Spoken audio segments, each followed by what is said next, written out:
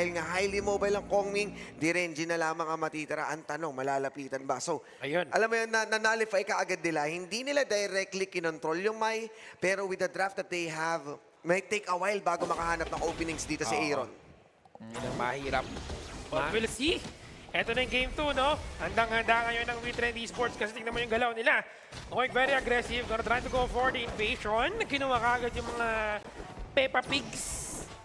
Peppa, Dito, oo, ng Flash Pamilyang Pigs. Peppa. the Peppa Pigs. Peppa Pigs. Oo, pero kung papansinin mo din naman yung si Aaron talaga dito, Ay, he even, will utilize that a lot. Talagang late swap. tatry niyang kontrolin dito si Consi. Ang pinaka-goal lang talaga nila dito is try to take down Consi. Pababain mo lang yung buhay niya.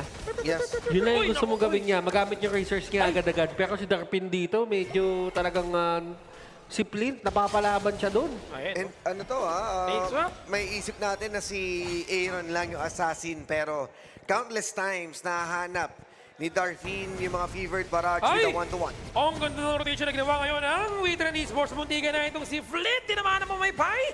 Pero walang follow-up na magaganap. At okay lang yan na burn yung flash. Imagine, daming talon. May flash pa, no? Tingnan mo si Aaron dito, napakatapang. O, 3 tao na yun nandyan sa kanya. Pero talagang tinatansya niya si Flint dito. Kung tatamaan pa ng pamaypay.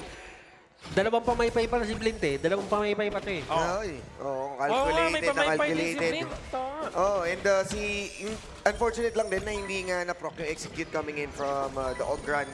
So, surviving initial hit dito mula kay Flint. Pero knowing na wala yung Kongming, nawawala yung threat nung room, nung damage. So, 4v. this is the opening para mag-invade. 4v3, pumasok sa loob si May. Sinabunutan niya ng bahagya si Zekes. Pero yung ibon, may nakaharang dito. Ops, nakuha. Nakuha yung manokchi. Oh, si Hawk Manok. Hawk Manok. Oo. Pero looking at yung ating pacing dito, a lot of these teams, both of these teams, meron silang gustong ilaban eh. Kaso at this point, Fierce is still at level 3. Okay. Hindi pa fit para lumaban. Kumbaga wala pa yung counter-engage nyo. Oo. May engage kayo Ayun na. madami, pero may counter-engage din kayo. Pero may kami pumasok! Sprite! Darfield, ginamit na rin yung kanyang favorite barrage dito.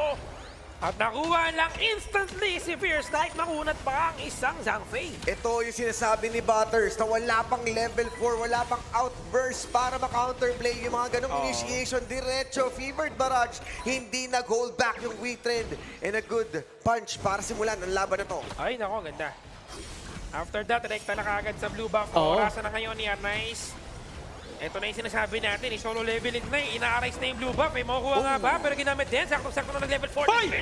Pero duraan itong si Aaron. Ginamitan ng unlimited outburst. Kaya naman natagal ng stun sa kanya.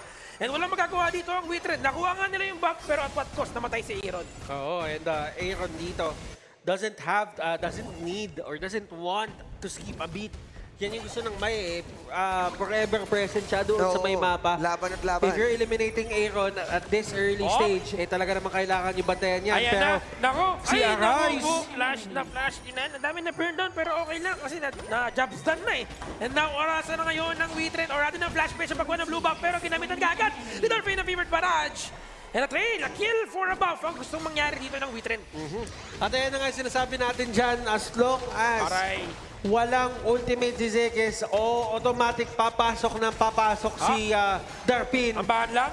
Pero dito, pamaypay lang. Wala na, Kachosen lang ng Kachosen. Na blue buff ay na-secure ng flash page, kaya lang gustong makagawa ng trade ng WeTrend. But we're seeing right now, 4-minute mark na. Nasa taas dito, dalawang miyembro ng bawat team natin. At walang pumapesto kagad sa Tyrant, ha? Yeah, and mapapansin nyo rin na si Bridget starting that fight para ma-corner itong si Arise. Kaya nag-snowball. Pero dahil nga nag-overstay sila, and Darfin once again, having his Marco Polo, komportable siyang gamitin yung ulti niya. Precious Sprite, ginamit din. Uy, ang gandang alley-oop dun, ha? Fade away, coming from Fierce. But that's an encounter from Maze para magkaroon ng konting heal. Ang dami sa kanila ng mga kalaban dito. Pero Aaron, nakita sa ganito naman ng bubbles. Nitong si Zekes. Dream Roll, don't talk sa may pader. Ang sakit, ha? May bukol yata ang si Menki. Kaya lang, kailangan nilang mag-out dahil na-miss na yung kanyang Dream Roll. Oh no, yung mga ganitong klaseng mga plays kanina hindi tumatama yung mga members ng side ng WeTrend. Oo. Ngayon naman, Flash Philippines, napasa sa kanila yung sumpa. Naku. Sila ang hindi tumatama ngayon. Yes. Surprise sa'yo, kaibigan! Nakuha din na kagad ang buhay ni Consi and wala nang time si Consi para makapag-react. Pero there's the members of Flash PH will try to respond. Try to go for a comeback. Hindi na rin magagamit nitong si Fleet yung kanyang ult dahil medyo na nagamit niya na maaga and not enough to go for the last hit. The surprise from Aaron. And ito na yung sinasabi nating lakas ng isang Mai. Returning the favor at may sariling mundo lang. Itong si Bridget at Syndicate. Doing a great job din for Syndicate on surviving yung kanyang lane. At ngayon, nakikita nyo naman si Zekis dito trying to control as much as possible. What a placement kay Aaron, pre-placing himself doon sa may brush area. Medyo hindi nakita talaga yan ng mga members ng side ng Flash Philippines. Kakala nila si Aaron nasa ibang lupalop na pero hindi pala. Iyon, magandang na basa sa mapa and considering din, ito na naman! Aaron, pumasok sa loob. Kaya lang mayroong winning strategy sa Flint para ma-secure ang buhay ni Maze. Pero may tyrant na kasi kayo eh. Parang wait lang tayo sa overlord ng konti dito. Bridget, tinamaan doon ang Conductor of Soul ni Arise. Pero alam nila kailangan nila mag-back away. Dahil malalim na yun sa first tower ng Flash PH. Tower sa taas ang gusto nilang target. Hindi sila makagawa ng paraan dito talaga para hulihin si Darpin o itaboy si Darpin sa kanyang lane. Lagi lang sila na-outplay dito and they don't have that significant catch na talagang pag nakita mo na ay, nastan yung Marco Polo, kaya patayin. Walang ganun. Yeah, and ano pa rin to, same to ng concept ng ating Game 1 na yes, may mga kills na yes, pero yung farm pa rin ni Darpin ng isang Charlotte, this Clash Laner, no? Meron din tong damage at susceptible din to, no? To reach yung backline at hanapin si Consi on a late game. Aaron, pag nawala yung ulti niya dito yung suppression field niya Eto dito, na. pero makukuha nga doon sa loob. Sabi ginamit ng Choya si Sir Batshi. Nagkakaroon ng trade. Saluhan ng mga damage from towers. Maganda na naklear niya kagad yung minion wave. Kaya naman nabuhay doon si Bridget. Parang ngayon kung habakan yung table. Parang may umalog. Ano lumalaban. Ay, nako. Pero ngayon looking at the pacing of this game, kahit sabihin natin na merong sagot na nagagawa yung Flash Philippines, laging yung gold papunta sa side ng WeTrade. Andun pa Sabi rin ko sa'yo, talaga may tayo naalog eh. Andun pa rin tayo pagdating sa paggalaw sa mapa at Syndicate. Nakakuha rin siya ng trade dito. Despite of Flash PH investing a lot of members para mapunta dito sa ating Clash Lane, masasagot lang ni Syndicate. Overlord, pwesto na kagad. Aaron, tumasok sa loob. Pag-prison sprite para maharangan sila. Ginamit ang Unlimited Outburst para mahiwa ang mga miyembro ng WeTrend. Ginamit na ng winning strategy pero inaabot si Flint. Kailangan mag-flash away. Buhay naman siya. And we now have the red buff na gustong targetin na lang ng WeTrend instead. Oo, at ngayon na nakikita mo naman yung WeTrend dito, talagang lumalaban na agad-agad. And the stun coming out! Execute mga Rise! Gusto pa ba nila? Ayaw ko na, ayaw ko na. Ayaw na, Wala ayaw ng extra na. rice. And ito na yung init ng WeTrend. Kung kanina they're trying to take it slow, going for the farm ng isang pay. This time, sila naman ang nag-utilize ng Ogran ni Arise by looking for those targets. Ito yung invasion na sinasabi natin para lang ma-pressure yung Flash PH. Oh, at Zekis dito. Nakakamdaman nila yung Oh! damage na ginagawa. Oh, ganda naman ang paggamit dito ng passive ni May. Saktong-sakto para sa kanila. That's a double kill. And ang flash crowd control na ibigay mo sa isang Menki, kaya lang kulang pa rin. Maze Aaron combo para makuha yung ating mid lane. Yes, may mga makikita mo dito sa replay. Saktong-sakto yung sipa ni Kuya Maze at hindi na nag-atubili yung buong members. Kumbaga, alam nila na magkakaroon ng laban dito sa mid lane. Kaya Nagsiso kinasa na kaagad nila. Sisaw sila dito. Sisaw? Sisaw. Si Consi dito. Nagduyan. Si Consi dito, ang ginagawa ni Aaron, ginagawa niyang tapa eh. Inaano niya muna, binabato niya ng pamaypay muna. Oo. Tapos kapag nakita niya kalahati na buhay, tsaka niya i-burst. Ito na nga sinasabi natin. Samji. Na ang pinakakalaban ng Mai, hindi mataas sa magic resistance. Malaki ang Ang buhay. kalaban ni Mai, malaki ang buhay. Kasi after anong combo, hindi sumakto, ikaw na ang patay. Oo, malaki dapat yung buhay kasi totoo Ayan, ang loha. Tignan mo, Pag hindi kinaya. Tinan mo yung Mababasa Spark ang Forge, cellphone. mga Spark Forge, mga Doomsday. Tapos ang next kukunin yan, yung Scadi. Oo, Deep Rose, yung Scotty Deep Rose Peters.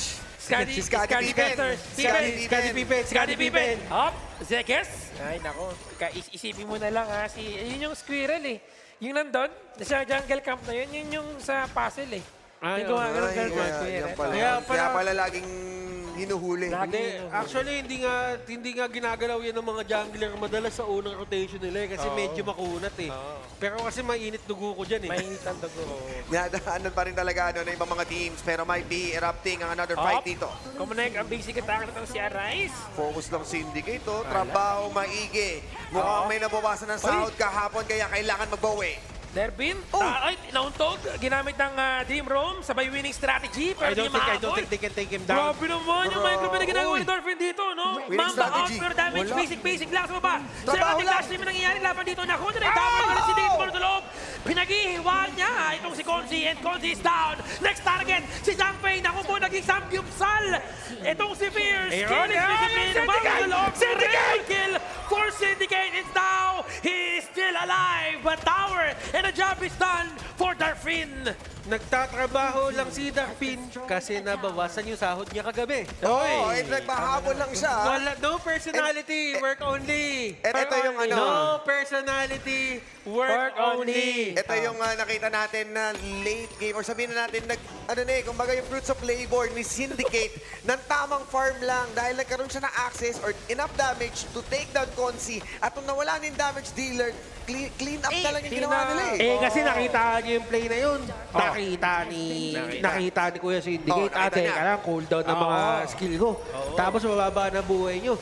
Kalat ang mga takbo, pagpasok niya, nung pagkatuhog ng ano niya, Naku, nung ito- Charlotte niya, Oh. ang sabi niya, sawadikap! Ayun. Sinawadikap niya lahat. Akala ko sabi niya flying shish. Ginawa niya na pantay yung mga member doon ng side ng Flash. And mabilisan lang ang naging execution nila, pahabol at tamang Ay, trabaho. ito na ang finishing blow na gusto gawin ngayon ng Wither. Pinag-aabol hanggang dulo ng mapa. Gusto pa nilang tumakas. Berta na naman! Ang tinamaan ng dagap nitong si AA. Ron kapalit ng kanyang buhay. Arise going in. Gusto niyang ma-execute the blitz. Meron silang malaking minion wave coming in from the mid. And ang last of the map. And now, open ang ating Crystal. Merong isa sa baba pero sumasapak-sapak ng mga minion. And Crystal is open. Dalawang natira sa Team Flash Base. Ano magagawa para matipensaan? And now, ginamit nila ang Fevered Barrage. Getting all the minion wave. Crystal is open pero ayaw pa nila tapusin. Gusto patayin si Bridget, pero mamamatay si Fly! Si Bridget Bumabalik! Pero yung minion na naman ang sinahuran ni Boss D!